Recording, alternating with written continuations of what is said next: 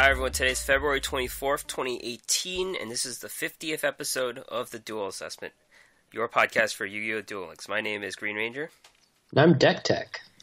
And what can we say? It's a huge week. The Kaiba Cup just ended earlier in the week, and then a whole new box came out, Abyss Encounters, and we could say the meta has completely flipped over.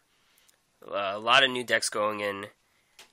A lot of things going on. Exciting times. Yeah, definitely. So what's up? They did it to celebrate our 50th episode, I'm sure. Right? Yeah. Konami has been listening, and they just coordinated it for us. The one reader in Japan, of course. Yeah. That's right. So this week, as you guys remember, we had that little friendly competition going into the KC Cup as to who could go farther in it, and I made it to stage 2 pretty much immediately after we recorded last week. I kind of just sat down and finally got around to playing and got there an hour and a half later, 16-20 with like 1 or 2 losses, I think 2. And but then once I got there, I realized that the prize structure was such that I didn't really have much reason to play. So after conferring with Green Ranger and confirming that he was really far ahead of me, I decided to just barely play. I played maybe 10 games in stage 2 just to make sure that I got that SR ticket. And then I went over to regular PvP, which has been a lot of fun, actually. I kind of took the same stuff that I was using and seen in the KC Cup, and I'm finally back into the game, playing decks that I enjoy playing. It's been a little while since I've really actually wanted to play PvP, so I'm excited about that.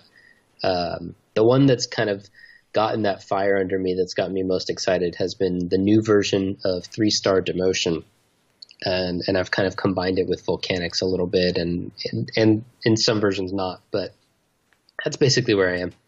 How's about you? It's a more interactive version than the common 3-star demotion deck, right? Which one's more common, I guess? The one that's not interactive. There's like a burn stall thing. Yeah, I faced that one once. I don't know if you're seeing that one more, but for me, it was actually a little bit less common. I saw one similar to what I was doing a couple times, and I only saw that burn version once, but For those who aren't 100% clear, 3-star demotion was changed. They nerfed it for most monsters, but for the Gate Guardians, just for flavor and whatever, it's actually better. Where now you can do it for the Gate Guardians once per duel without paying any life. So you just get a giant dude, and my version's kind of a little bit more of an aggro control type thing, so you use it just to abuse the board and take advantage of soft game states once you've gotten it to a point where you can swing in with a 2600 and just win from there because they're not expecting that much burst from hand.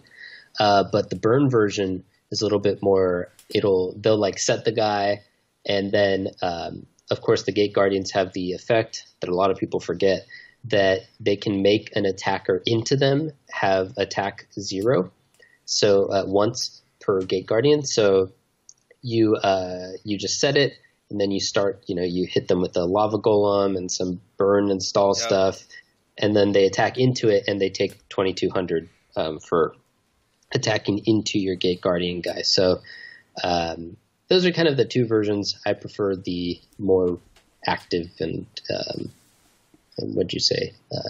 Interactive version, I guess. So, anyway, that's where I am. Long version. Where are you? Yeah. So, back in the Kaiba Cup, I was settling on dinosaurs. I played until I got 15,000 DP. I think I got more than 15,000, but it was officially rank 4431. So that's my rank global. This rank is actually good enough for top 600 in some of the regions. I was looking at the regions. I was like, whoa, man, I could have made it. And then I brought this confidence over. Yep. And that was when you said as well that you stopped playing. So, had you been really pushing for it in one of those regions, you could have, really done well. Yeah, I figured you could get a UR ticket with rank 2000, I believe. And I was just not going to get there. If I kept playing, I thought I would have went backwards and lost rank 5,000. So I just stay put, and wound up 4-4-3-1, and yeah, that was pretty okay. And of course, I wasn't encouraged enough. The rewards weren't too different from the next stage. And then I played in actually the first tournament, the Duel Links Pro Weekly number 2. With my success in the Kaiba Cup, I decided to take my talents over to esports. And that's Thursday, right. Yep, I'll talk about that later. Spoiler alert: I did not win. I did win against the person, so that's something. One game, right? I won 2. I 2-0'd them, so then I moved on. Okay. Yeah, and then I lost 2-1. Yeah, out of the 3. I beat the guy. So I won 3 in a row, and then I lost 2. So that means I won more games than I lost. That's not bad. Technically. Yeah, there you go. Yeah. Yeah, but other than that, I finished farming, and I'm playing new cards now. Trying out the new cards from the new set in PvP at Legend ranks. Nice. Yeah, I ended up in Legend as well. I started buying the new stuff that we're going to talk about, but I didn't quite get all the stuff that I wanted, so I haven't tried out all of that yet, and I have to finish up Crowler because I kind of stopped doing that as well, but I got a little bit more to go. Awesome. So, Duel Links Meta Weekly number 8 happened on the 20th, and we're going to talk about the new box soon. You probably know, if you're listening to this podcast, you know about all the new cards. But the impact of the new box was felt right away in that the top decks were new decks. I mean, one of them was kind of old, but it's not like a super old deck. But 2 out of 3 of the top 3 were new decks. Let's talk about these new decks. First place, Mazarique. He played a water deck of balance, but the water deck is not a whale deck. It does have sea stealth attack, though. So let's talk about the composition of the deck. There's 3 legendary fishermen, 2 abyss soldiers, 3 Warrior of Atlantis, 3 Mecha Sea Dragon Plesions, 1 Shark Cruiser, 3 Legendary Oceans, 2 Econ, and 3 Sea Stealth attacks. No whales, though. Yeah. The no whales is a little bit interesting, as anyone who's faced any deck similar to this on the ladder knows. The point of it is just to get Sea Stealth attack active ASAP, because that card's just super powerful once it gets going. So you can see that's kind of designed to do that. It's got a lot of 5-star water dudes, a couple searchers, and all of that. Looks really solid. I think the main reason why this deck was built this way was to counter the whale deck. Because, what are these cards? Abyss Warrior and Mecha Sea Dragon Plesion. These 2 do hard removals.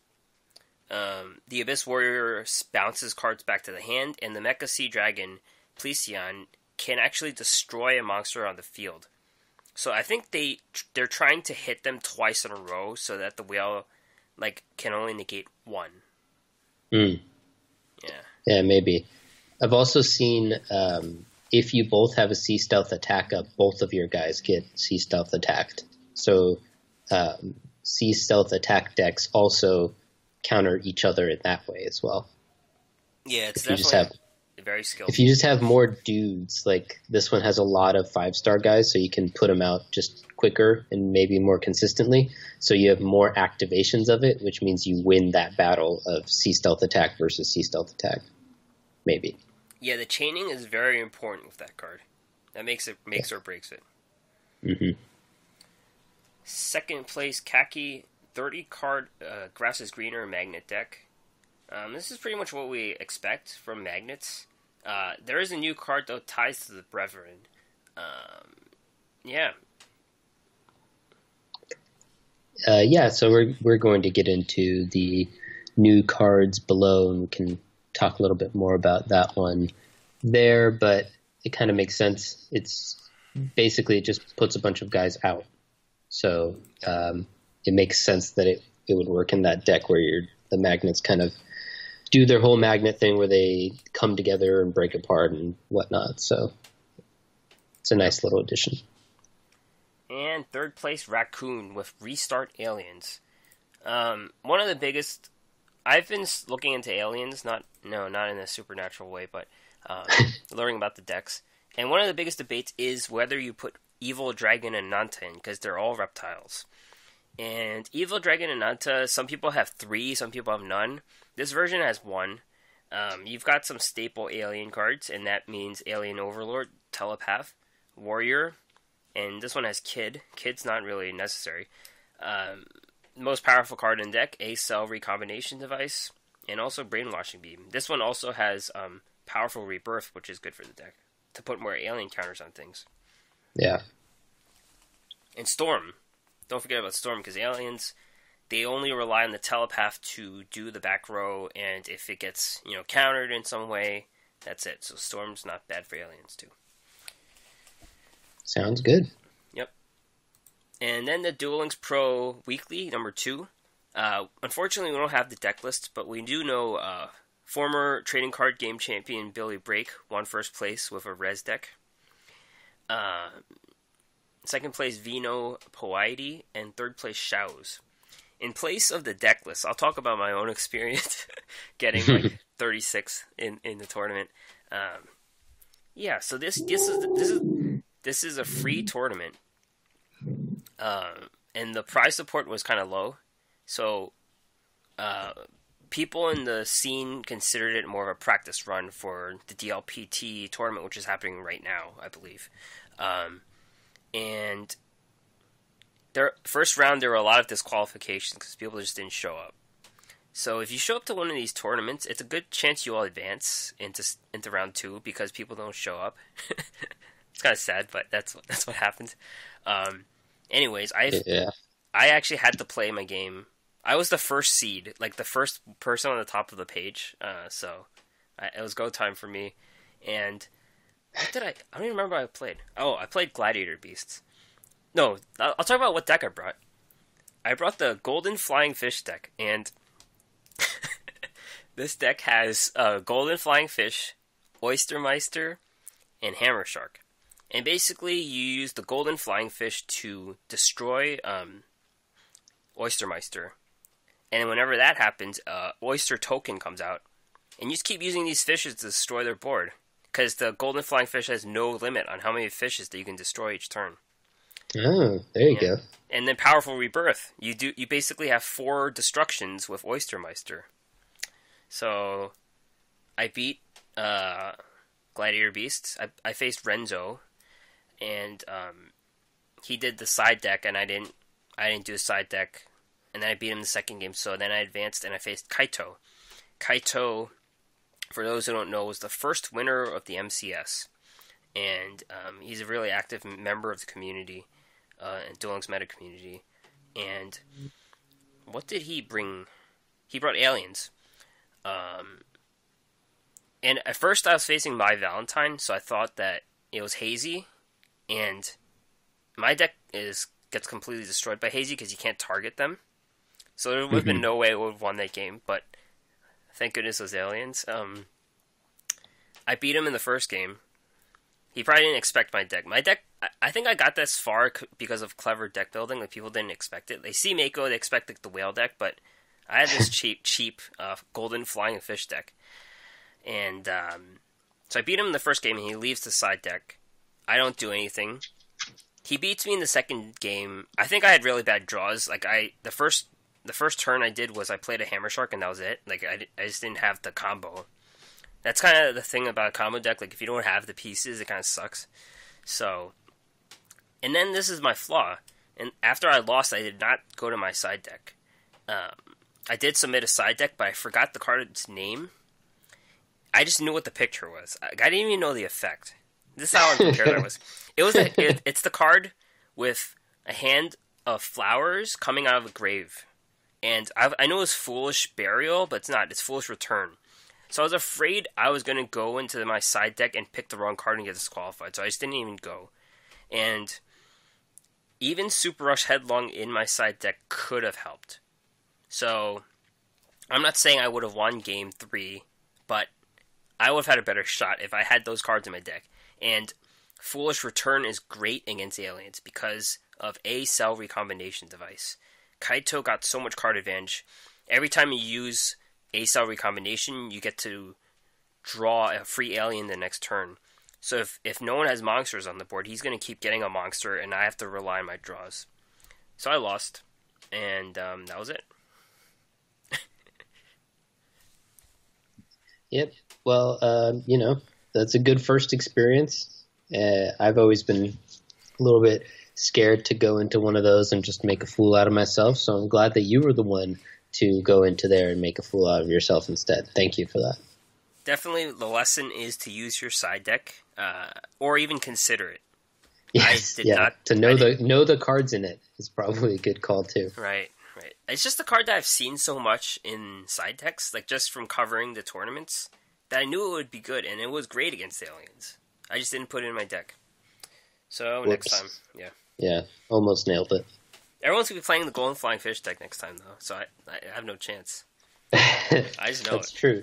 No more clever deck building advantage, so... Yeah. Maybe the next box I will, but I will consider joining more of these in the future. That's it. It's cool. Yep. Good job. Duel Links Meta Championship Series 6 is happening next Saturday. Those are the big ones. And another big one is happening right now. It's kind of sad, and we're reporting on it right now. Like, by the time you listen to it, it'll be over. But Duel Links Pro Tournament 14 happening right now. And also, the Duel Links subreddit is back with a free-to-play friendly tournament on the 25th, which is tomorrow. One deck, no sideboard, double elimination, best of one. But decks may only include a max of 3 URs and 6 SRs. And Hazy Flame Sphinx, Brotherhood of the Firefist Raven Massive Morph, Temples of the Mind are semi-limited to 2. Yeah, this seems like a really fun event to me. I always like, first of all, the popper format in other games has always been one of my favorites, just because it's kind of fun. And this is similar to that. Obviously, it's not true popper because you have half your deck can be expensive cards, but the restrictions are fun. Restrictions breed creativity. You get to play cards that you don't normally play. You get to see like which of my favorite decks, or maybe not even your favorite decks, but which powerful decks are good, even if you take away all of these expensive cards. So I like to see this, and I hope to see some fun stuff come out of it tomorrow. Do you know what deck qualifies for 3 URs and 6 SRs? What? Golden Flying Fish. Hey, there you go. Yeah. Speaking of these banned lists, these semi-limited lists, the Firefist Ravens and Coyote seem to come out of nowhere, right? Like those decks are, like, the Hazy and Nephis decks just run those. Like, they just came out of nowhere. They've been in packs before. Yeah, I don't know why. Agree. Yeah. It was kind of weird that it did that. I think maybe part of it was because the nerf to 3-star, but a lot of the Hazy decks didn't even use that version. So I don't know, because the effect of it is that it lets you kind of ramp up into your one tribute Hazy guys, but I don't know why people weren't doing that before. Maybe just, not everyone has the time or capability to look into each card and test out new things, and so maybe just everyone was sleeping on it because no one noticed it before or something. Yeah, the end cards don't get enough love, so I guess they didn't notice it. There's always one, right? Yeah, every time. Alright, let's talk about the Kaiba Cup now. Overall rankings and stats. So let's talk about the Kaiba Cup first of all. The best thing about the Kaiba Cup was the diversity, I think, right? Yeah, I really enjoyed the meta there. No disconnections either. I had a free win once, but that was it. I didn't. No one cheated on me. I don't think. Yeah, it seemed like they did a really good job cracking down on that. Great job. Yeah, you could check out all this, the stats on the game client itself with the KC Cup aggregated results. DK had made a video recapping the event, talking about the decks, and he pointed out the overall scores were lower this time for 2 main reasons. Matchmaking was tied to scores, so people at the top were playing against each other, and there was no clear best deck that could dominate or be targeted. That's definitely true, number 2. Yeah, that's kind of what we were talking about with the fun meta, where there were a lot of viable decks. And so you're seeing, a couple things were, of course, more popular than other things. And there were some things that you saw fairly frequently. But there were like, I don't know, 10 viable decks that everyone was playing. And contrast that to the first KC Cup where every single person was running Harpies until Decade pointed out that you should be running Handless. And then the next one where everyone was running Red Eyes. And then the next one... Wasn't the second one Cyber Angel Cup?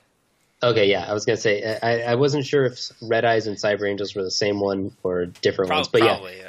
And then the Cyber Angels one. So every KC Cup we've had so far had basically one or maybe two really dominant decks. And this is the first one where that wasn't the case. Even throughout the event, as things kind of shaped up, there didn't prove to be a dominant deck. And I think that's because they just recently had some nerfs. Yeah. And it's a little bit of a bummer that after this event, they released a box right away. I think they were waiting for the event to be over to release the box. And so some people are excited that, we finally get another box, even though it still feels really quick to me. But the KC Cup is a really good way to get a lot of people into PvP like it did to me. And it's a really good way to kind of see where the meta is.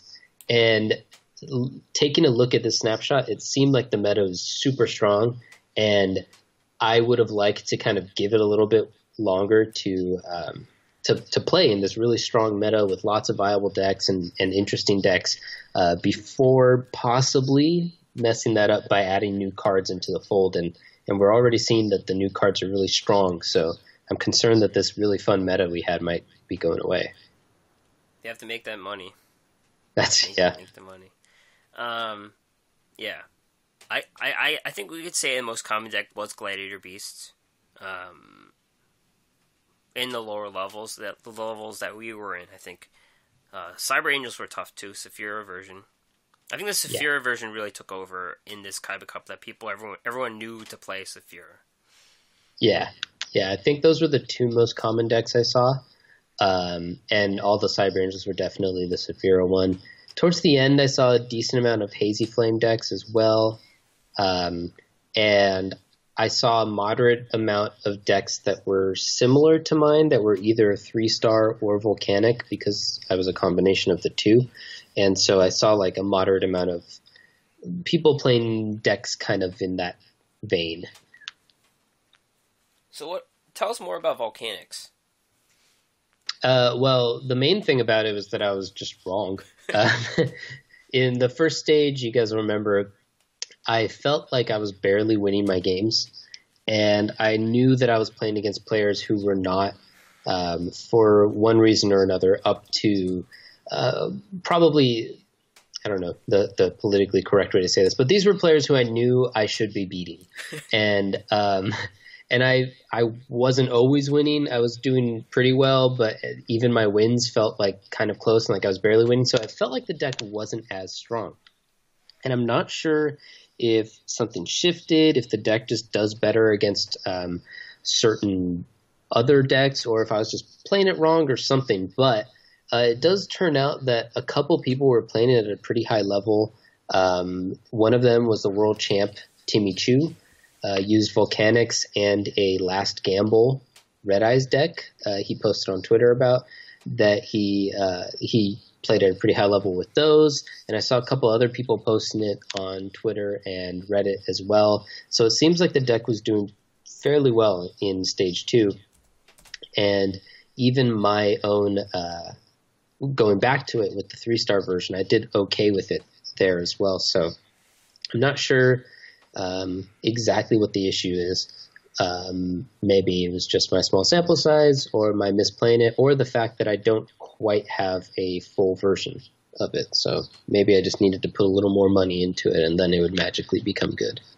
Yep. But anyway, I was wrong, is the long story short. And even though we said we weren't victims of cheating, apparently there was an issue. The number 12 global player. Well, the preface is that I follow a bunch of Japanese people on Twitter who play Duel Links, and they sometimes I have to go through horrible Bing translations of what they said, but I kind of followed up with this guy, and he claimed that the number 2 ranked player in North America exploited a time limit exploit where they were doing a lot of things with the cards Vampire Grace, Skull Conductor, Vampire Lord, Nobleman of Extermination, and Fire Formation Gyaku. And whenever the other player tries to chain the effects of those cards, they get timed out, even though they should have had enough time to do whatever they had to. It would have been their opponent's turn anyways, if they're doing something with Vampire Grace. So there may have been things going on. We don't know what the real story is, but some shady stuff could have happened with time limits. Yeah. And then just before we move on, I want to say it might not be so relevant now that we have that new box, but some of that good stuff that we saw was the return of 3-star demotion, and the kind of breakout performances of Destiny Hero Decider and Tiki Curse and the Volcanics, and there was a lot of other good deck diversity as well, including some of our old favorites like Red Eyes and stuff, but also some fun new innovation magnets and stuff. Basically a lot of everything. So that's what I saw. There was a ton of Red Eye Slash. Yeah. I saw so much of that. Well, you saw a ton of that. I for some reason saw a lot less of that. So yeah. I only faced like once or twice. I don't know. I guess there is an MMR now, I guess. We're facing different people. Well, that's true, yeah. They were pairing it based on how well you were doing, and you were ahead of me by like 10K when I started, and you ended up still being ahead of me by like, I forget what you said you just had. But 15? Yeah, so you ended up being about 10 or 12 or something. I only had like 4,000 something points, so maybe that is the difference. We were just totally in different brackets. Yeah. Alright, so that's the Casey Cup. It was probably one of the better ones, we could say. So the next one, hopefully, would be even better. Yeah. Alright. Crowler's back. You could get him if you don't have him before. And he has random dual appearances in GX World, gate battles, and also the return of the EX Trader. So let's talk about these new cards briefly. We talked about them last week, actually. Ultimate Ancient Gear Golem, the big fusion guy where you have to fuse 3 Ancient Gear monsters. It's not viable, we'll tell you that. No, yeah. When we were writing this little preview, we were like, nah, I don't think that's going to be good. But then one of the event missions is to like play him a bunch, and geez, he is so bad. It's not viable. It's kind of like the joke we had about 5-headed dragon. Yeah. How bad that card is. We witnessed it firsthand how bad it is. Even though the Gear Golem has like, it has that nice effect where it brings back a guy, but Econ exists, so what's the point? Basically, yeah, I saw some people still trying to make it work on Reddit. They were running, it's a trap, something about like Magical mind control. Deflector, right? Oh, well, yeah, sure, that will work too. But I saw something about like mind control or something like that. Oh god, I have to look that up. Remove brainwashing. Yes, thank you. Yeah, that one. And so the notion is that when they steal your guy, you then play the trap, and it comes back to you. That card just returns everything to where it belongs. And so that's a hard counter to the Econ hard counter. But even then, I still don't think it's good. I love the card art. Remove brainwashing. Yeah. So stupid. Okay, Ancient Gear Golem 3rd copy. It's only viable if you're doing the thing where you're trying to summon Ultimate Ancient Gear Golem. I think, because you clog up your deck with so many castles and stuff, you're not going to really use 3. So yeah. No, it's, like you said, it's only for a very specific deck.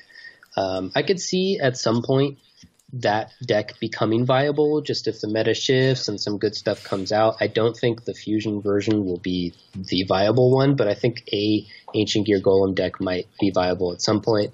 So it's nice to get a 3rd one, but right now we're not going to be playing it. Yeah, they still have a bunch of cards they don't release from the archetype. Yeah, so they exist. Bio Falcon, strong tutor effect, but limited ability. Gear Castle, you probably don't want to run 3. Maybe you would run 1. You mentioned Snipe Hunter, possibly using it. Yeah, just trying to think of, because you don't want to run 3 because it takes up your whole back row and you're going to have a lot of dead cards. So I was just thinking of cards like Snipe Hunter, like Eliminating the League, like the Wonder Balloons, old school. Any of those cards that you discard to get some sort of advantage that you can maybe make use of your dead cards, those might have some value, but I don't think you're running 3. Yep. Break Draw helps you draw cards, but it's a little bit delayed. You think it might see some play? Yeah, maybe. It hasn't so far, so not off to a good start on that prediction. And Ancient Gear Cannon, another Ancient Gear card. It does some. It prevents traps from being activated in the battle phase, I believe, and it does effect damage. Yep.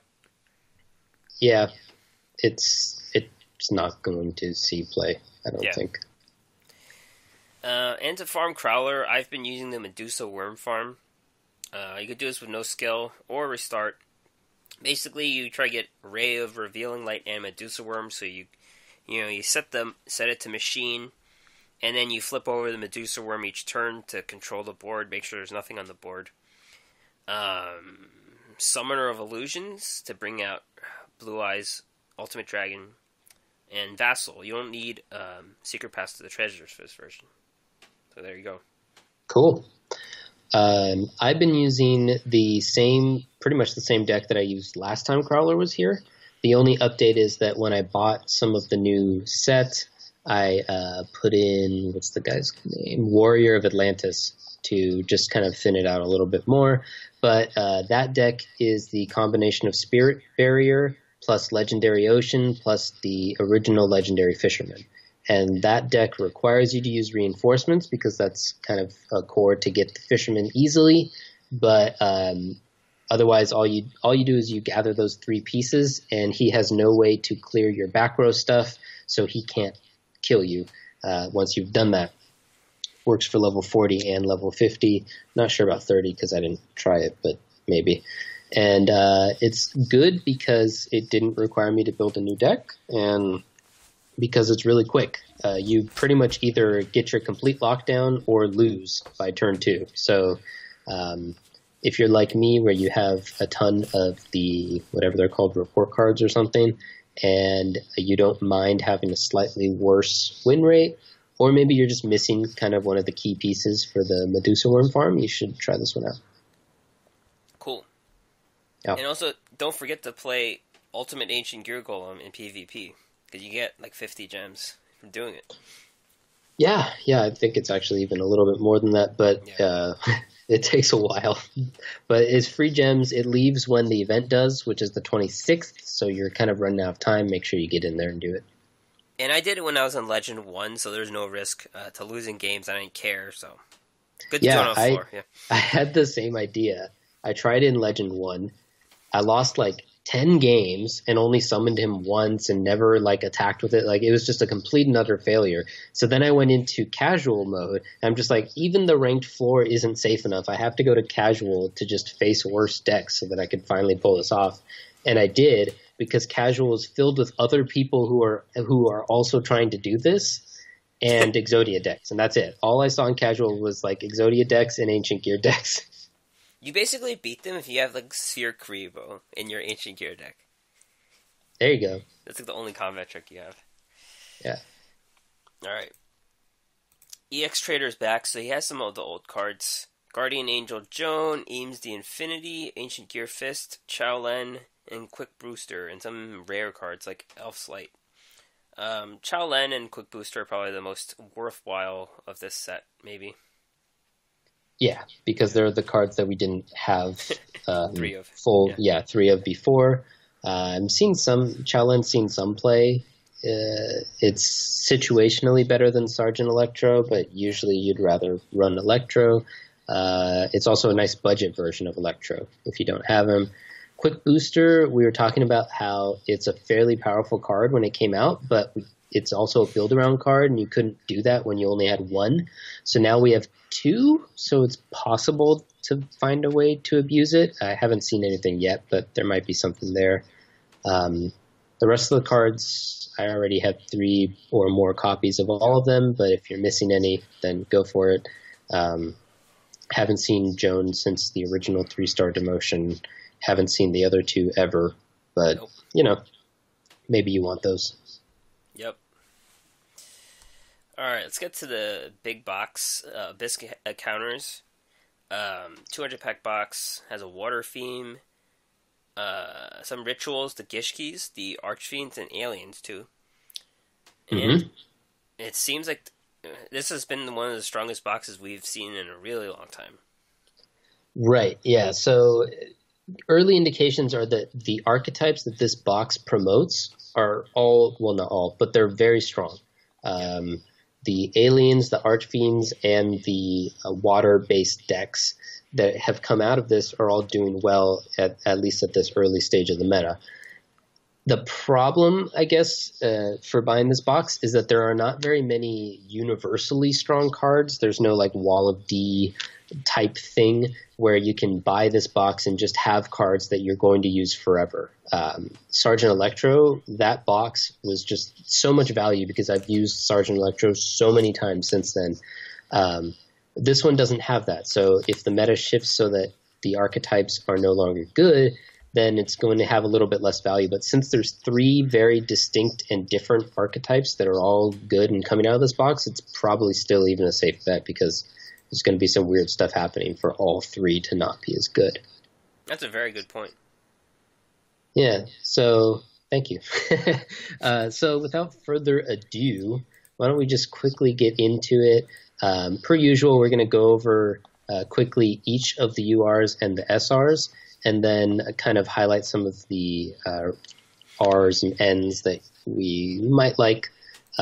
This set's been out for a couple days, so we already have some indications of how good things are, but it's also still a little bit in flux, and so we'll see. Yeah. Slate Warrior, start from the top, except the top is not in the same order on their 2. That's funny. So the lists are different on their website and in the in-game, so sorry about that. Slate Warrior. It is a 4-star 1900 attack fiend and wind with 1900 attack flip effect. This card gains 500 attack and defense.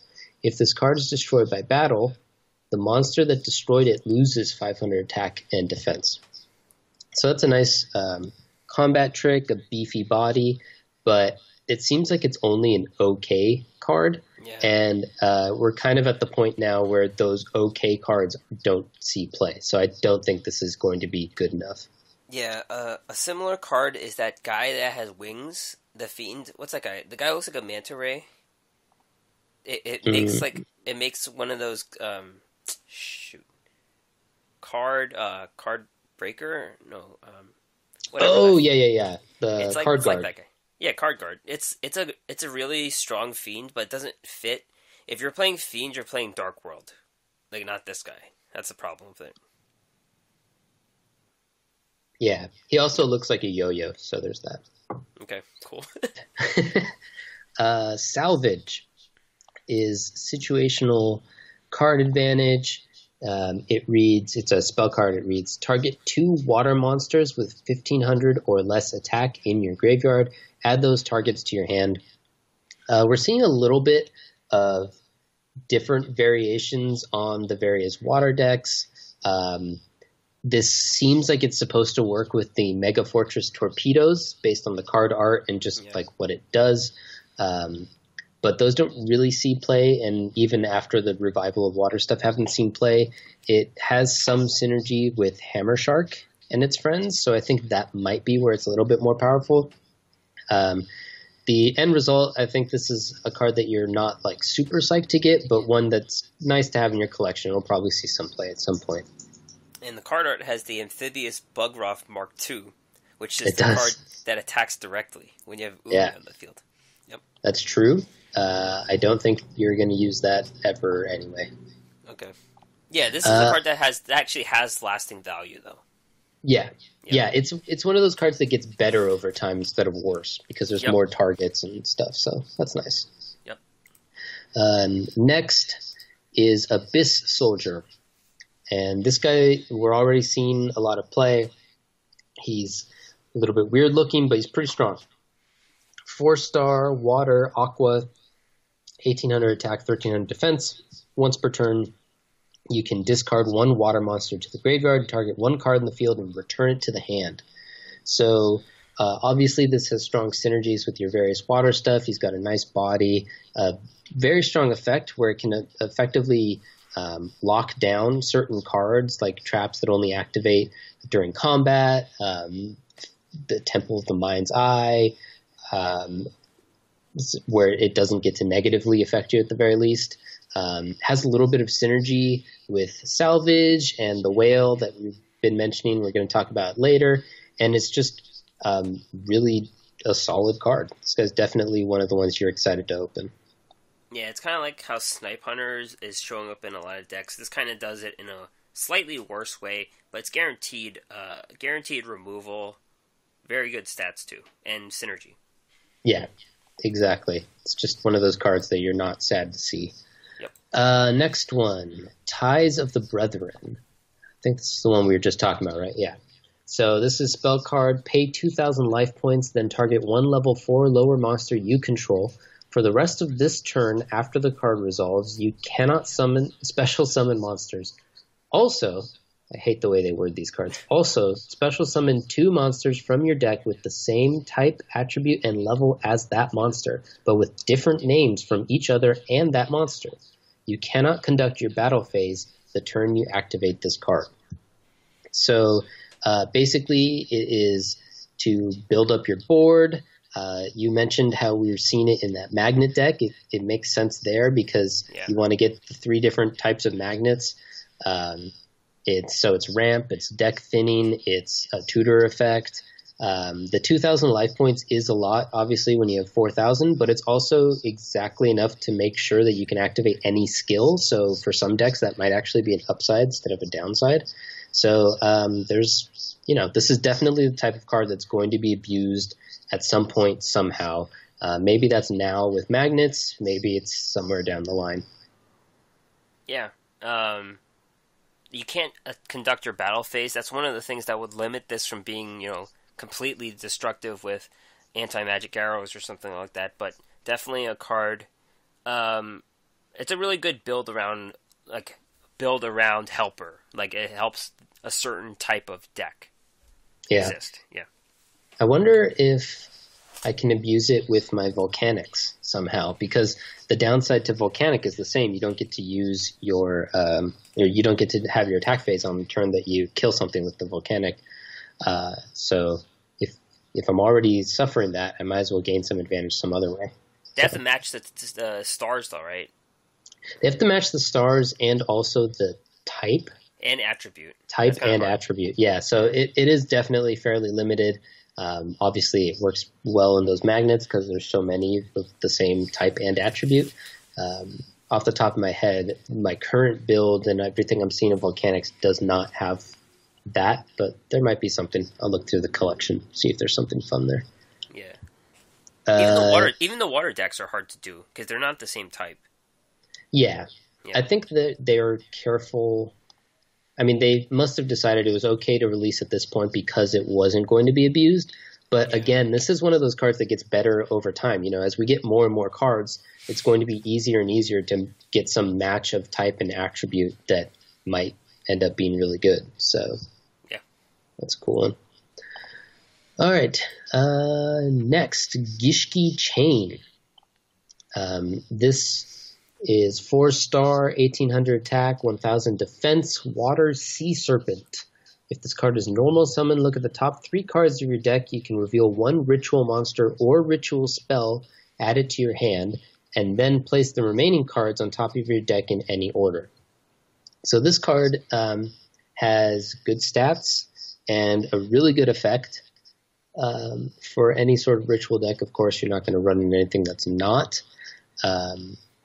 It looks like the Gishki don't seem as strong as Cyber Angels and stuff, so the water doesn't help you as much. But I'm still seeing this sometimes in Cyber Angel decks just because the effect is so solid and the body's decent, I guess. So I think Senju's still better for Cyber Angels, but this might be good enough to run alongside it. And it's just a really solid effect. So it kind of seems like one of those cards, again, that at some point might break out and just help you out when you don't need to have a fairy as your ritual stuff or something like that. Yeah. I was thinking this card would have been OP. Like the first time I saw it, I thought it was OP. I thought it would be like everyone would be running this in Cyber Angels, but the difference in the type and attribute definitely have an effect. It's still going to be staple for Gishkis, which aren't good because they don't affect the board apparently, but definitely a budget consideration for the Senjus and Songbirds. Yeah, budget. You are. You are. Yeah. Another cool thing is that any effect that lets you put things on top of your deck works really well with shuffle effects. So you can play it, and if you don't like the things that are coming up, then you can play some other search somehow, maybe by doing a ritual summon of the Ben 10 or Ida 10 or something. So that's another cool effect to kind of consider with it. All right. I feel like I'm going at this very slowly, but that's okay. You all love it. Next one, Mystic Piper. 1-star, 0/0 light monster spellcaster. You can tribute this card to draw and reveal one card. If that card is a level 1 monster card, draw one more card. The effect of Mystic Piper can only be activated once per turn. So this is essentially subbing your tribute or your summon for the turn for a card draw, and giving your opponent some information. And it could be card advantage if you build your deck correctly and maybe get a little bit lucky. It's an interesting card, but I don't see it having any, haven't yet seen it played anywhere. And it seems more of like a farming type card than a PvP type card. And it's another card that will just get better. Yeah. Maybe. I mean, you're right. It is. I feel like that's the meme of the set, but it is definitely another card that as you get more and more level 1 monsters, then sure. The next one, Evi Gishki Levianima. Yeah, there you go. Nailed it. All right, so this is a ritual monster. How many stars is this? 8 stars, 2,700 attack, 1,500 defense, aqua type. You can ritual summon this with any Gishki ritual spell card. That's all the Gishki, Evi Gishkis. When this card declares an attack, draw one card. If you do, reveal it. Then, if it was a Gishki monster, look at one random card in your opponent's hand.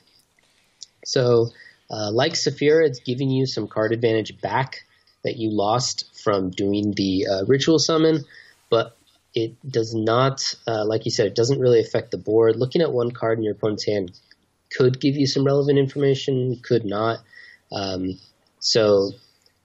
In this little description, at the time we wrote it, we weren't sure if Saphira and Cyber Angels were going to be better than Gishkis, but it definitely looks at this point that they are. So this one and the other Evi Gishkis are not seeing play right now. Yeah, and if you are trying to build it, and if it ever does become good, this is kind of the boss monster. And, it's got, less attack than Dakini. It's 2750, right?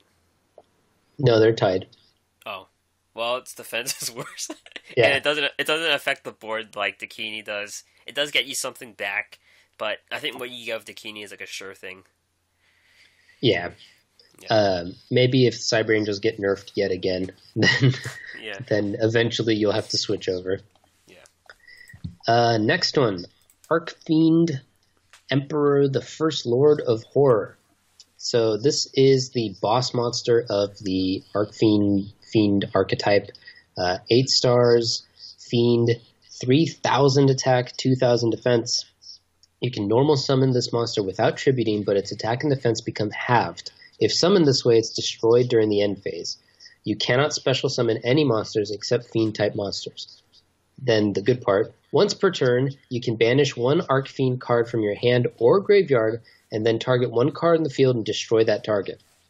So we're going to get into it a little bit in the cards that follow, but the Archfiend support has a couple of recursion effects, and basically you can get this guy out. He's removal, and he's a beefy dude, and it's just really solid. This is kind of one of the build-around cards for the deck, and it's quite good. Yeah, it reminds me of that samurai, Anishi, the Chancellor, who destroys like one thing each turn. It's kind of does the same thing, but even more attack. Yeah. All right, next, Legendary Fisherman 2, Electric Boogaloo. We were just talking about how this guy's already seen a bit of play. 5-star water monster, warrior, 2200 attack, 1800 defense. Card's name becomes the Legendary Fisherman while it's on the field or in the graveyard. While Yumi's on the field, this card is unaffected by by other monster effects. If this face-up card is destroyed by battle or leaves the field because of an opponent's card effect while its owner controls it, you can add one level 7 water monster from your deck to your hand. So he's just kind of a beatstick guy. It's got a little bit of self-protection and a tutor effect. I think the main reason why it's seen play is because it's just a solid 5-star water monster, so it works well with the Sea Stealth attack, which we're going to talk about more in a sec. But it's also just all around good. 7-star water monster includes a couple good ones that were the Suijin and the Whale are the two main ones that come to my mind. So good stuff there. And these guys all look like Mako Tsunami. Yes, he's role-playing as himself. The last one, I think, if I did my list correctly, it is the Water Dragon Cluster, which is definitely, it's like a build-around card. It's built for the bonding cards, and those just, unfortunately, aren't good enough still. Even though they got a bit of support in this set, this has seen no play that I've seen, and it seems a little bit more like a YouTube deck than anything like super competitive for PvP. Yep. Have you seen something? Say about it. Yeah. Okay. Cool. The SRs. Skull, Archfiend of Lightning. It's just like Summon Skull, except it has a different name, so you could play another one. You must pay 500 life points during each of your standby phases, or this card is destroyed. Before resolving an opponent's card effect that targets this card, roll a 6-sided die, negate it. If you roll a 1, 3, or 6, and destroy it. So it's Summon Skull with a little bit of protection and a slight downside. Yeah, I like this card. It depends. I mean, standalone fiends aren't the best, like we talked about. But this, it being an Archfiend is important, and Summon Skull is always great value for its attack, I guess. Yeah. In early versions of the deck, I'm not seeing too much of this guy, but, it's solid. It might end up making some decks.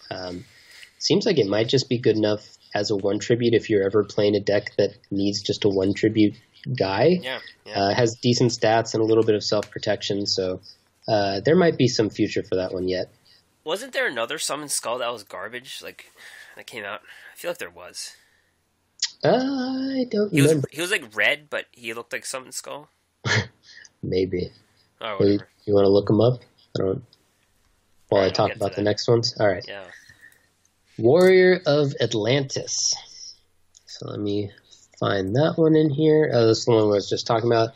4-star water aqua effect, a 1900 attack, which is solid, 1200 defense, and the effect is you can discard this card to your graveyard to add a legendary ocean from your deck to your hand. So we're seeing this guy a lot already, just to tutor out those legendary oceans, and if you already have the legendary ocean, then he's just a solid beater. 4-star 2100 is really good. So Definitely one of the better cards in the set, something that we'll see play. Yeah, 1900 4-star seems like a standard. It's not standard, but it's really good. 2100 with Legendary Ocean, which you get for free. So, and Umi, so, yeah. Yeah. Next, Mysterious Triangle. It's a quick play spell. Destroy one monster in the field with an A counter on it. Then you can special summon one level 4 alien monster from your deck, and then destroy it during the end phase. So I thought this one seemed like a really good combat trick for alien decks, but you've played a lot more aliens and seen a lot more aliens than I have. So has this one seen any play? Yeah, this is one of the staple cards.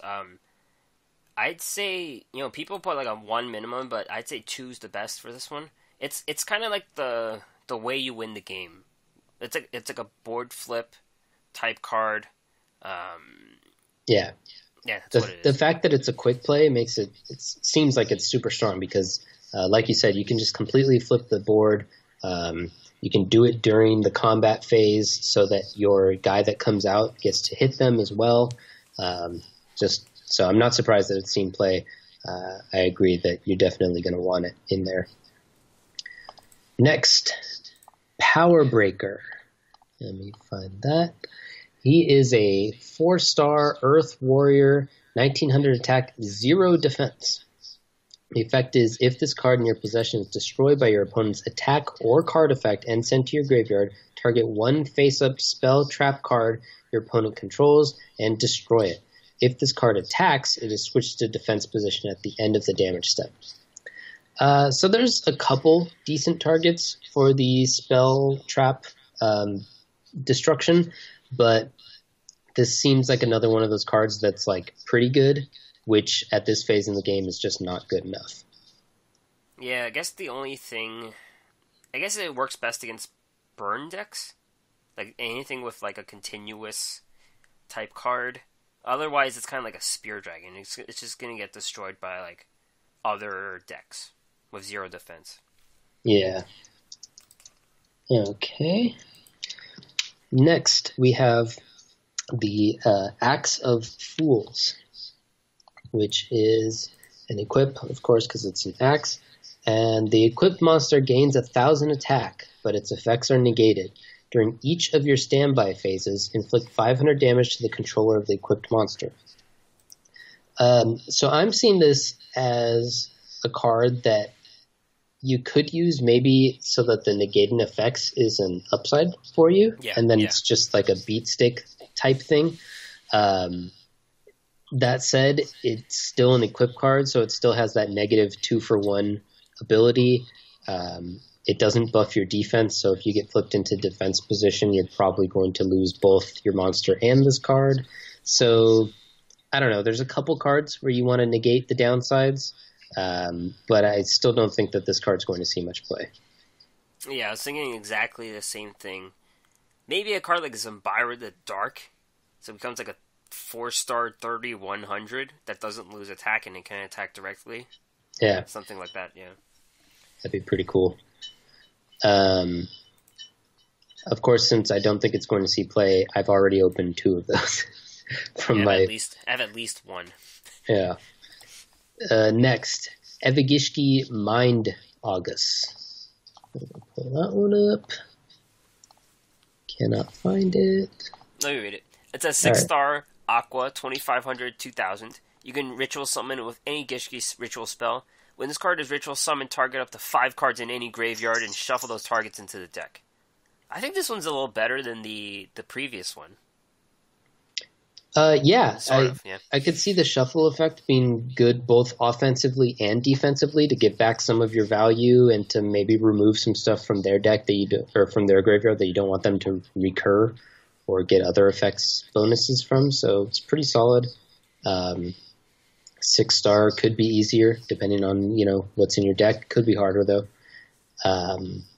And decent stats, cool art. I don't know.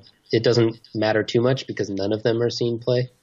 but maybe when it does come back, this will be one of the ones that does see play. Yep. All right. Next, Gishki Aqua Mirror. This is one of the ritual spells. to summon any of the Gishki monsters. Of course, you must tribute monsters in the field or hand whose total level is equal to. This one is exactly equal to, which could be bad. That's what I was talking about with the 6 stars versus 4 stars, which one's easier. And the effect is you can shuffle this card from your graveyard into your deck to target one Gishki ritual monster in your graveyard and return that target to your hand. Obviously, in addition to the effect of doing the ritual summon. So, ritual spells, like this is just like the Saphira one and the Cyber Angels ones where it has that secondary effect that makes it much better than a normal ritual spell. It seems like that's kind of necessary for it to even be in consideration at this point, because otherwise the downside of a ritual is just too much card disadvantage. So this, obviously, if Gishkis come, this will be part of it, but if not, then it won't. Yeah, I don't know if we're being greedy by saying fairies have these spells to protect them in the graveyard. This doesn't have it, but it's possible none of them have it, and that's just a luxury that the fairies had. Yeah. This is pretty good for what it is. Yeah, it's pretty solid. It means you don't run out of rituals, because it goes back into your deck, and there's no limit to that, and you have the monster, so you have some protection. It's not infinite, but it's pretty close to infinite protection from like deck outs and stuff too, which is kind of cool. Archfiend Cavalry. That's a 4-star Dark Fiend, 1900 attack, 0 defense. If this card in the field is destroyed by a card effect and sent to the graveyard, you can target one Archfiend monster in your graveyard except for Archfiend Cavalry. Special summon that target. It cannot attack this turn. Decent stats, solid effect. 4-star guy. Is it good enough to make it into the deck, though? Have you been seeing this guy? Well, I haven't faced the deck, so I don't know, but we can say that it could get the big guy out for free, and being destroyed by card effects seems to be happening more than ever. I know that when I was playing Red Eye Zombies, Samurai Skull has a secondary ability. When he's destroyed by an effect, you can special summon Kozuki. It's been happening more. Yeah, it's still not super common in this deck, or in this game.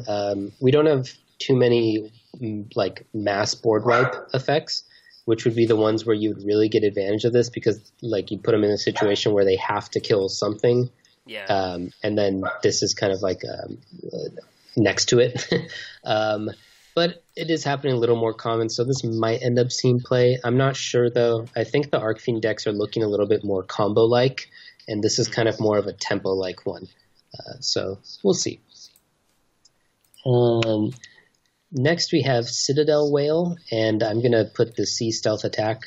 I'm going to put those in the same breath because they work well together and are kind of attached. So Citadel Whale is a 7-star water fish.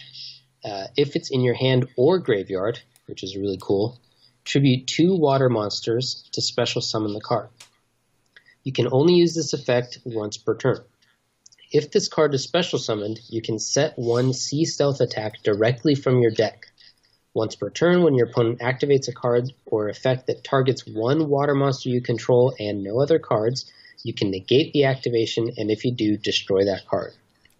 So there's a lot of stuff going on here, but the crux of it is that it gives you card advantage, it gives you free summons, and it protects your stuff, and just it's also itself a beat stick, 2350 and 2150, which is a little bit weird stat line, but solid.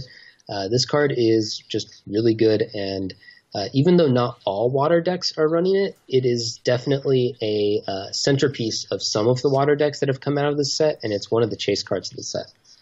Yeah, I think one of the things it does also, in addition to everything you mentioned, is it makes you think when you're facing it. Like, do I have 2 removals?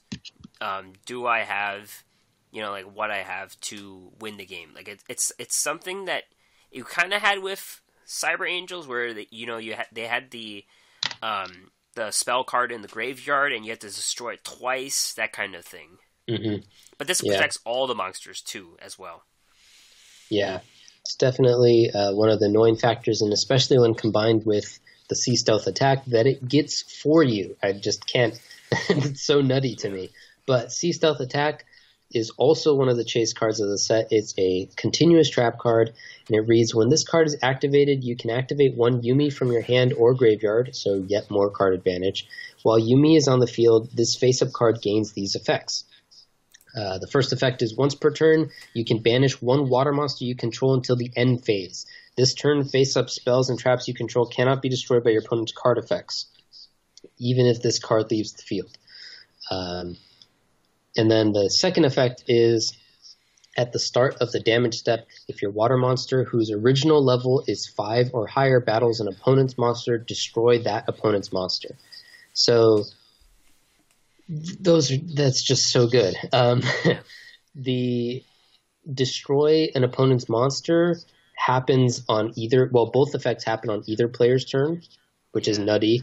It protects itself.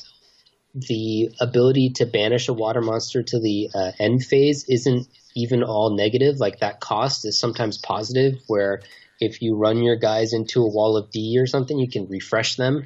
Or if they get targeted by removal and you've already used the one Citadel Whale, you can then protect them by removing them for the turn. So there's just, this card is a very strong effect that protects itself and also has card advantage. It's just like the Citadel Whale. That it works well with. It's just a really good card, and it took me a second glance to see exactly how good it is. But having faced against it and considered how good these recurring effects are, I'm not at all surprised that it is getting a lot of hype and already shaping the meta. Yeah, second ability is pretty much a free Super Rush Headlong for all of your monsters, and the refresh ability even works for Suijin, and then you get to use Suijin's effect again of making their attack 0. Just so much possibilities with this card. Yeah, solid, super solid. Definitely one of the best cards in the set. The two of them paired together are also one of just the best pairs in the set. So it's nice that some of the chase cards are super rares, because then it makes it slightly less painful to buy through the box. Yeah, and this helps all your water monsters too, so this does have some more lasting value. I mean, it depends if the water monsters go away completely, but, water is just one of the 6 types of monsters, so, they're going to be water monsters. Yeah. All right, next, Duotarian. And my dog's barking, so do you want to take this one? Duotarian, 5-star monster, dinosaur, 2,000, 1,400. You can discard this card, add one bonding spell or trap from your deck to your hand. If this card is normal summoned or special summoned, you can target one Hydrogeddon, Oxygeddon, or Duotarian from your graveyard and special summon it. You can only use the effect of Duotarian once per turn. So we talked about this card last week when it was revealed. It has a bunch of tutor effects, and it works with the bonding cards, so you can make a really big monster. I think the best way to use this card is in a dinosaur deck where you can get Hydrogeddon back, because that's one of the staple cards for the monsters, dinosaurs. But it being 5 stars is a bit of a cost for not that much attack. Yeah, and just the last thing to cap off of that, the bonding spell and traps, like we mentioned before, just aren't good yet. So kind of half of this card's value isn't actualized yet. So we haven't seen this guy see any play yet. Unless something changes, which of course it does, pretty much on a constant basis in this game, this one's not going to see any play. Nope. Anything else on that one, or are you good? I think we're good. Okay. And the last super rare is another one of the really exciting ones. It is Call of the Archfiend. It is a continuous trap, and it reads, you can target one level 5 or higher Fiend-type monster in your graveyard, discard one Fiend-type monster, and if you do, special summon the targeted monster. You can only use this effect once per turn. So since it's a trap, this is another one of those ones that once per turn means your turn and your opponent's turn. And when you special summon the Archfiend Emperor that we talked about in the URs, it doesn't have the downside. It doesn't go away at the end of the turn. So you just get a beefy 3,000 attack dude. This lets you recycle guys, lets you take advantage of discard effects to put stuff into your graveyard and then kind of cheat it out. So this is kind of part of the main engine of the Archfiend deck, and it's really solid. This is definitely a chase card if you're trying to build that type of deck. Yeah, and besides Archfiends, I feel like we just mentioned Fiend decks aren't really a thing outside of Dark World, but this could make, some kind of amalgamated deck work maybe. Just because you can get those guys out for free. Those some guy like Dark Ruler Hades who makes all of your monsters immune to effects. Yeah. Something like really strong that never saw play. Hellpoemer, for example. Any of these level 5 fiends that didn't really fit into theme, they could see play perhaps with this card. Yeah.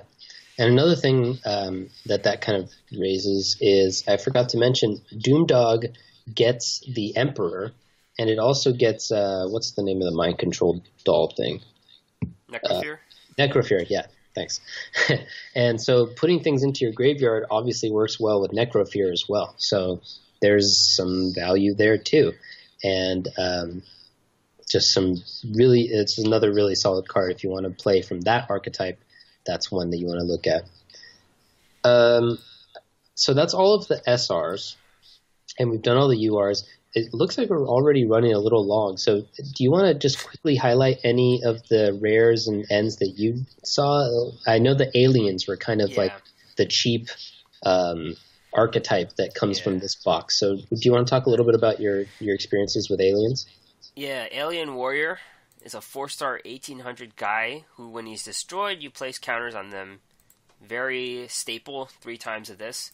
Brainwashing Beam is pretty much a free mind control, as long as a monster has an A counter on it. So when you're playing against aliens, they're going to have counters on their monsters, and this is a free mind control.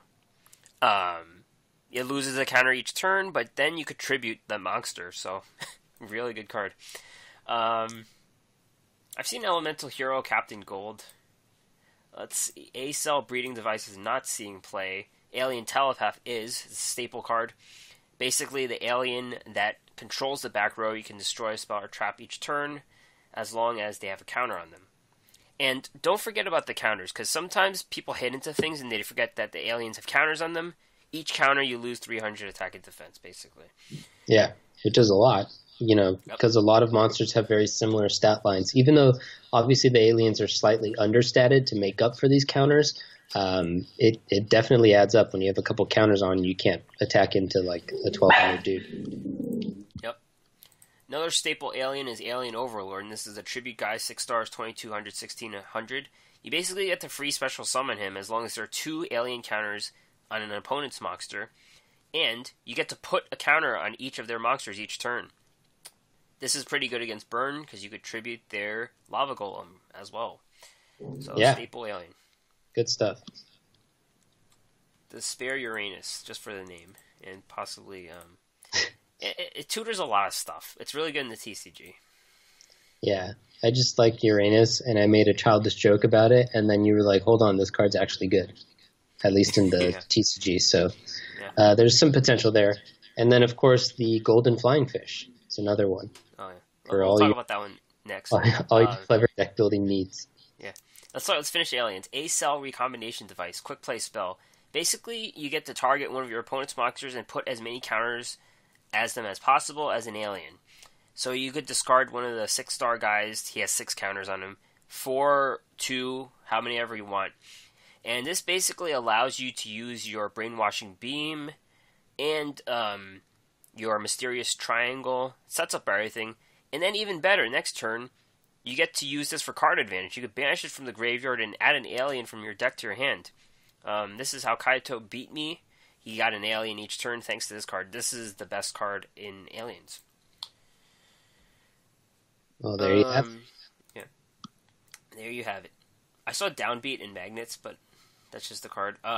Let's talk about the fish. Alien Gray is staple as well in Aliens. You should know what that does. Alien Kid is common as well. Where's the Golden Flying Fish? It's just an N. 1700 attacks, 1000 defense fish, light fish. You contribute one other fish monster, then target one card on the field and destroy it. Unlimited amounts of ability each turn. So you combo it with Oystermeister, which is a fish. The Oyster token is a fish. And Powerful Rebirth. And there you have a combo control deck, which is probably good enough for King of Games. We'll see. Yeah, sounds fun, at the very least. Yep. All right. I guess that's it for. You can check out all the cards, and this is a pretty good box for now. But it's a pretty good box. I like it. Yeah, as we talked about at the start, 200 packs is a little rough, but there's at least 3 archetypes coming out of this box. So even though there's no universally good cards, you're getting a lot of value from buying a lot of packs in this box. So because you get at least 3 decks out of it. So that's kind of like having universally usable cards. Yep. All right, we're going to talk about these 3 trader cards real fast. And these trader cards actually complement the set, which is rare. Archfiend Giant is a 6-star SR Fiend with 2400 attack. It has the Archfiend ability of paying 500 life points each turn. If it's destroyed by an effect and sent to the graveyard, you can special summon an Archfiend from your hand. So it's kind of like the 1900 attack Cavalry guy, pretty much. Yeah. Yep. Fish and Swaps. This is a spell card. Discard 1 card to target 2 of your banished fish, sea serpents, or aquas, and add them to your hand. So this is a pretty good card advantage, but it has to take advantage of the banish effect. And the only card I can think of that does that for water is the Forgotten Temple of the Deep. So we'll see if that sees play. Yeah, it's interesting. Atlantean Attack Squad. 3-star, 1400 Zero Sea Serpent. This card gains 800 attack while you control face-up fish, sea serpent, or aqua. So with that, it's 2200 attack plus a field. It's a free 2400 attack guy. Seems good. It's aggro, yeah. Yeah, I like it. All right. That's just a rare, so definitely pick those up. We have a link of the YCS documentary of the YCS that happened in 2017. I still don't know what YCS stands for. Yu-Gi-Oh! Championship Series, maybe. Sure. You can see interviews with DK, Tut Pup, and Timmy. They refer to DK as Robert, so just in case they say Robert, that's DK, and if you didn't know. Senior producer of Duel Links as well. You could see him talk about the game. Yeah, it's all on YouTube. It's like 6 separate videos, about 10 minutes each. Fairly cringy, but okay enough to watch. Yeah, it was weird. I got like sucked in when you sent me the link. I was like, "Oh, this is so corny," and then I was like, "I can't stop watching." It's just good to see the footage of them actually in Japan. That's just the cool part, and seeing the people we see play the game in real life. Yeah, it's also nice. We've seen it time and again that Konami actually pays attention to the community, even over here in America, where maybe we're not their primary focus, but they know who the relevant people to us are. Like, they know to highlight DK, and they know to highlight Tut Pup and Timmy, of course. So that's really interesting that I guess they know who we want to see. And it's just another example of them paying attention to what we're paying attention to. Yep. New game features. Some new game features have been added to the AI. Favorite cards. This is pretty cool because it lets you filter out your favorite cards for deck building. So you could just hit the favorite section and then they'll all be there, so you don't have to type in every single word. Great for farming, definitely. Mm-hmm. For sure. The Ranked Duel shortcut is here. Oh yeah, that's just in some of the mobile when you're updated, and the PC will update in a few days. So that will come for everyone. Ranked Duel shortcut, you can click on the icon to immediately go to the Ranked Arena. Yeah, and just like it throws you right into a game right away. It only really saves like, I don't know, a click or two, or I never really counted, but it's not like it's saving you a ton of time. The thing that I love about it, though, is that it tells you the notification. It gives you a little red notification when it's a promotion match for you, which is really cool. Because before then, I'd never seen any sort of indication of before you go into a match, whether it's a promotion match or not. So that's cool. I'm still doing it the old way, so I have to learn to use the Ranked Duel shortcut. Yeah, I mean, I use it. It's like I said, it's only saving like a click or two. It's not usually a big deal. Return of Day and Night Cycles. This is with the new update as well, so we'll see how that looks like. And the settings gear in Duel World, you can fix that instead of being in a duel, so you could toggle on while you're in Duel World. There you go. Yep. Take a survey for free 50 gems and get Tristan. Yep. This is one of those general surveys that they have, like, what do you enjoy of the game? Do you like PvP? Play more PvP? What can we improve? 50 gems. I did this today when I was waiting for the train. I didn't realize we could get 50 gems. Yeah. So you told me, yep. As we were just mentioning, Konami definitely listens to these. We've seen the results of previous surveys, so definitely get in there. And you also get 50 gems, so, like, definitely. Yeah, might as well. Get that whale. Get that whale, yeah. Yeah. Upcoming news, Duel Island event is coming on the 26th, so 2 days after Crowler leaves. Completely new event where you could play from players, eliminate players from around the world. I think this is like a PvE event. I think like they save their decks, I think. That's how it works. Okay, that makes sense because it's like a little less cutthroat that way. It's also a long event. I mean, longish, I guess, since February is only 28, so that makes sense. But it would be weird if they were like actually cutting players out if you lost a couple times for it to go that late, because then in the end there would be so few people in it. But I don't know. It sounds kind of like the Duelist Kingdom type thing where you have star chips and whatnot. Yeah. Maybe. Yeah, this is totally unexpected, and we don't know what to expect, so we'll see. There we go. March and Duel Links. This is the preview for next month. We have some new structure decks. An Aster Phoenix structure deck is coming out. We have the Pastebin link if you want to see exactly each card in it. We will confirm this next week when it does launch. So that's the first box. New character. It's probably Tristan. It could be Cyrus, though. People are saying it's Cyrus because of data mines. Probably will get to keep him, though. So we'll see. Time for some Viacroid action, maybe. Or motorcycles, if Tristan's here. DD Tower, Wind, and Earth. They're combining them this time. So it might be they planned 2 of them, then they decided to combine them, or they didn't have enough people for each tower, and they combined joint forces. So maybe that's happening. I wouldn't be surprised if the last one didn't get the best response, because I know we felt kind of meh about it, and it seemed like a lot of Reddit did as well. And so maybe this was another example of them listening to the surveys where they felt like they had to complete the series. So they're going to do all of them, but they wanted to kind of make it shorter than it was before. So they're combining them, maybe. I actually liked this event. Like, I don't know if I liked it, but I did it in one day, I remember. So that must have meant I liked it, right? Or maybe. I was really distracted. Yeah, or you just had like a slow day at work or something. Yeah. We'll see. Mid-March, a Duelathon is back. This is just a regular Duelathon. Mid-March, Superb Legendary Duelist. It could be new character. Some people are saying it's Pegasus. Yeah, I've seen a little bit of the Pegasus hype train. Superb sounds like the same as like Rampaging, sounds like all of those. So I'm leaning more towards it being someone's like super version instead of a new character, but we'll see. Yeah. March and oh crap! Late March, Jesse Anderson's coming back. Oh yeah, we get to play him. That's important because he might be like the first character we get, and we are craving for more levels and more characters, so we get a new guy. Yeah, that'd be nice. Chaz structure deck is coming late March. This is a very disjointed deck.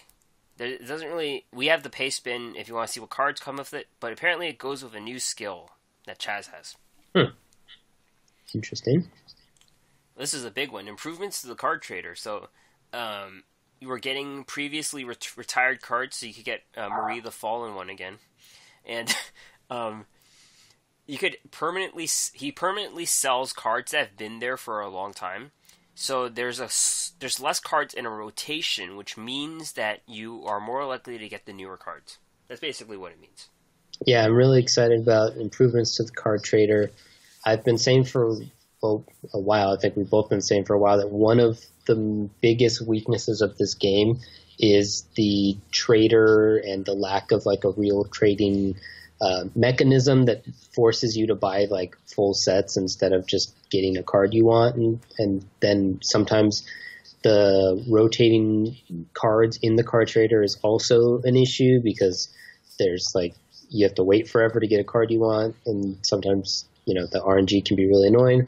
So all of that is to say, I'm really excited about them continually looking into ways of making that better, and this is definitely one of those ways. So it's a step in the right direction. Definitely. And finally, deck customization. We can set sleeves and mats for individual decks. There you go.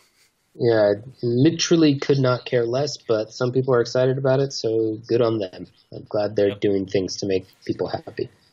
Yep. Everyone is happy right now until next week, and there's a new complaint. Yeah, well, until next week when everyone's playing the water deck. Sea stealth attack decks. I'm sure that it was called for nerfs already, like days after.